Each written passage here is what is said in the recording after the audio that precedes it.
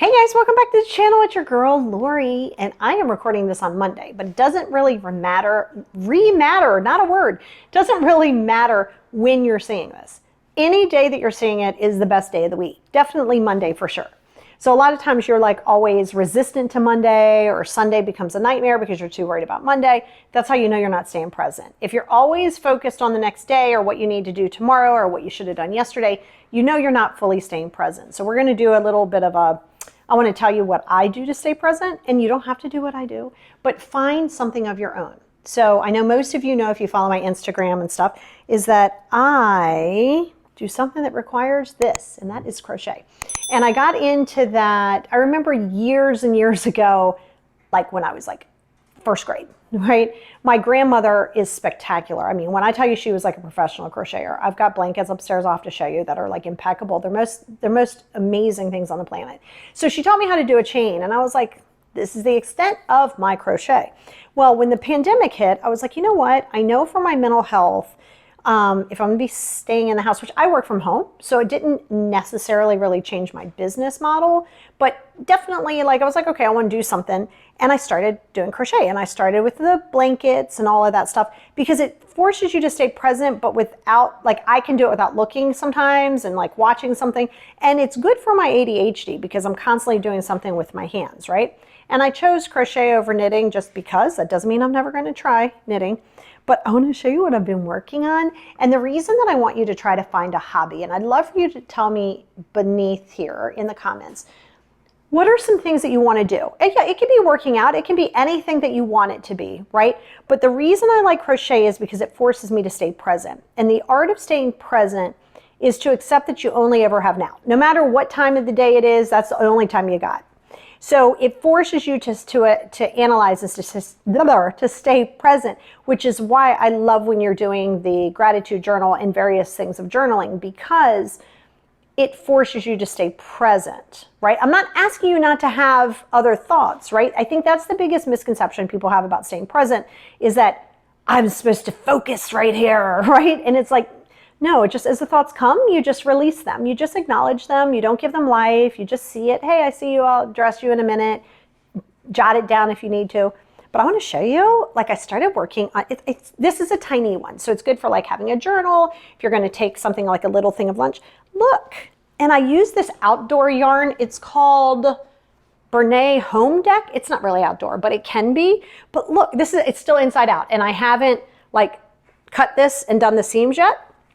But look, so look at it. Like I said, this is the inside out, but look, I did all this and I'm in love with it. So this goes here, and then I just got to like slip knot it, and then like weave in this end and this end. But it's so cute, and I feel so productive. Like, yes, and I mean, this is expensive ass yarn, so this was a really expensive little bag, but I did it, and I'm really happy that I had an opportunity to do it. So even on the days that I feel super duper overwhelmed, like I have a lot of deadlines, I have a lot of things I have to do, I will always make time for my crochet, right? So it also, it doesn't have to be crochet for you. It could be diamond art. It could be those little teeny tiny miniature houses and things that people do, which looks super cool. Just something of your own, right? That doesn't require a lot of thought. And trust me, I screw up all the time in crochet. I'm like, oh, I dropped a stitch, or I picked up too many stitches or whatever. That's great. You just undo it and keep it going. But it gives you something to be like, I accomplished this.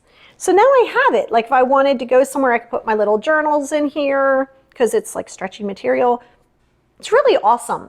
But if you tell yourself you don't have time, that's a BS narrative. We all have 24 hours in the day. You could get up 10 minutes earlier. You could do something, habit stacking, where you're doing more than one thing at a time, listening to a podcast while you're doing dishes, listening to a book on tape while you're cleaning the house. That's habit stacking, right? So it gives you that space. So no one wants to hear that you don't feel like it and that you're tired. That's a BS narrative, because then it forces you to just be like, okay, I don't feel like doing anything, which you don't have to do anything all the time. But you want to be able to have an outlet that's just yours. For Paul, it's golf. For me, it's crochet. I'm always working on different things to just try. And the harder it is, the better, because then I feel like I really don't know much about crochet. And I need that because it keeps you humble. So never run away from a challenge either, right? So you're supposed to suck at things first. Embrace that suck, baby. You want to embrace the suck. So no matter what day and time that you're watching this video, embrace the suck. But also understand that whatever day and time that you're watching this is the best day of the week, especially Monday, because it forces you to be able to, it allows you to accept that there's a different week, we can try new things. Just micro goals, right? Episode 37 of my podcast is micro goaling. So you want to pay attention to that. But find something, just try something. Pottery, ballroom dance, diamond art, crochet, knitting. It doesn't matter. Puzzles, something. Everything doesn't have to be, I got to be productive. I got to be productive. That's a false narrative that a lot of us here in the Western culture, it's always like you take pride on being busy, pride on burning yourself out. FYI, that's a big time false narrative. You do not, on your tombstone, they're not going to be like, worked great. Like, no one cares. Okay. So you want to, today, you want to, and any day after, you want to build in time for yourself. I don't care what else you have to do, whether it's reading a book, whether it's something, just something for you. Okay. So your homework is to start, unless you already have, like I have a hobby, right? And quite a big addiction to yarn, like it's going out of style, like I need it to survive. But if you already have a hobby, go back to it. Nurture it again. Is it drawing? Go back to it. Is it reading books? Go back to it, right? Build in that time. Zero reason to feel guilty about it. Zero, okay? And if it's something that you're like, I don't know what I like to do, good. Go to Michael's. Find a little hobby. Do wood burning. Do something.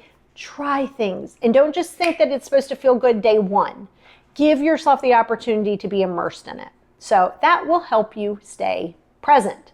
Staying present by finding another hobby and then be intentionally engaged. So I like to, like I said, I can watch TV and crochet, but with this one I didn't use stitch markers, so I did have to count. So I was watching TV and counting at the same time. So luckily I didn't seem to screw it up. So she'll be done soon.